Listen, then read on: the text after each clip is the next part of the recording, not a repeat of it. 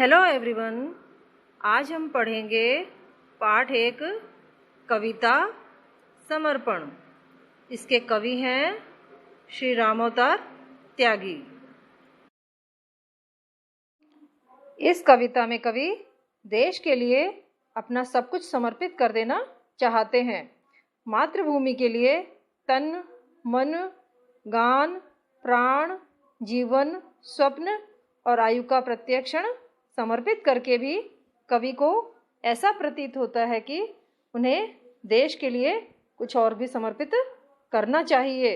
कविता का उद्देश्य मातृभूमि के प्रति प्रत्येक व्यक्ति के मन में समर्पण त्याग और श्रद्धा की भावना जागृत करना है। तो चलिए कविता शुरू करते हैं और साथ में इसका अर्थ भी समझते हैं। मन समर्पित तन समर्पित और यह जीवन समर्पित, चाहता हूँ देश की धरती तुझे कुछ और भी दूँ।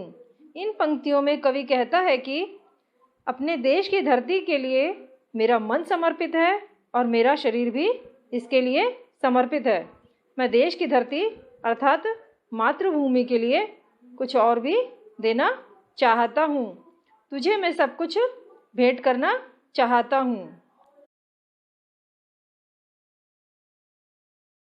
अब अगली पंक्तियां हैं। माँ तुम्हारा ऋण बहुत है, मैं अकिंचन। अकिंचन मतलब बहुत गरीब, किंतु इतना कर रहा फिर भी निवेदन। थाल में लाऊं सजाकर भाल, भाल मतलब माथा मस्तक। जब भी कर दया स्वीकार लेना वह समर्पण। मन समर्पित प्राण अर्पित, रक्त का कण कण समर्पित। चाहता हूँ देश की धरती तुझे कुछ और भी दूँ। इन पंक्तियों में कवि कहता है कि हे मातृभूमि, हे माँ, मुझ पर तुम्हारा बहुत ऋण है, परंतु मैं एकदम गरीब हूँ, अर्थात तुम्हारा ऋण चुकाने में असमर्थ हूँ। किंतु मैं फिर भी इतना निवेदन कर रहा हूँ कि जब भी मैं थाल में अपना सिर सजा कर लाऊं तो तब तुम मेरी वह भेंट दया करके स्वीकार कर लेना। अर्थात मैं अपना बलिदान करूं तो उसे मना मत करना। मेरा मन भी और प्राण भी तुम्हें समर्पित है। मेरे रक्त का एक एक कण तुम्हें समर्पित है। हे देश की धरती, मैं इससे अधिक और कुछ भी तुम्हें भेंट करना चाहता हूँ। अब अगली पंक्तियां हैं। मांझ दो तलवार को लाओ न देरी, बांध दो कसकर कमर पर ढाल मेरी। भाल पर मल दो चरण की धूल थोड़ी, शीश पर आशीष की छाया घनेरी। स्वप्न अर्पित प्रश्न अर्पित, आयु का क्षण क्षण समर्पित। चाहता हूँ देश की धरती तुझे कुछ और भी दूँ। इन पंक्तियों में कवि कहता है कि हे मातृभूमि, तुम तलवार चमका दो, इसमें देरी मत करो। लाओ मेरी कमर पर कसकर ढाल बांध दो, मेरे ललाट पर अपने चरणों की धूल मसल दो, अर्थात धूल का टीका लगा दो। तुम मेरे सिर पर अपने आशीर्वाद की घनी छाया कर दो।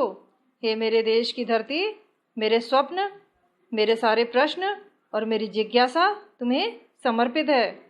मेरी आयु का एक एक क्षण तुम्हारे चरणों में अर्पित है। मैं चाहता हूँ कि तुम्हें इससे कुछ और भी अधिक भेंट करूँ। अब अगली पंक्तियाँ हैं। तोड़ता हूँ मोह का बंधन क्षमा दो, गाँव मेरे द्वार घर आंगन क्षमा दो। आज सीधे हाथ में तलवार दे दो और बाएं हाथ में ध्वज को थमा दो। ये सुमन लो ये चमन लो, नीड़ का ऋण तृण समर्पित। चाहता हूँ देश की धरती तुझे कुछ और भी दूँ। इन पंक्तियों में कवि कहता है कि मैं अपने घर परिवार एवं सुख भोग के मोह बंधन को तोड़ता हूँ, इसलिए मेरे अपने लोग मुझे क्षमा कर दो। मेरे गांव घर द्वार आंगन आदि सब मुझे क्षमा कर दो। आज मेरे दाएं हाथ में तलवार दे दो और मेरे बाएं हाथ में देश का झंडा थमा दो। हे मेरे देश की धरती, तुम मुझसे फूल के समान जीवन के सारे सुख ले लो। ये बगीचे के समान भूभाग ले लो। मैं अपने घोंसले का अर्थात अपने आश्रय का एक एक तिनका तुम्हें समर्पित कर रहा हूँ। मैं तुम्हें इससे भी अधिक अन्य कुछ और भी भेंट करना चाहता हूँ। बच्चों, अब यह कविता और इसका अर्थ यहीं समाप्त होता है। अब आपको गृह कार्य में इस कविता के शब्दार्थ और सप्रसंग व्याख्या अपनी कॉपी में सुंदर व स्वच्छ राइटिंग में करनी है। धन्यवाद।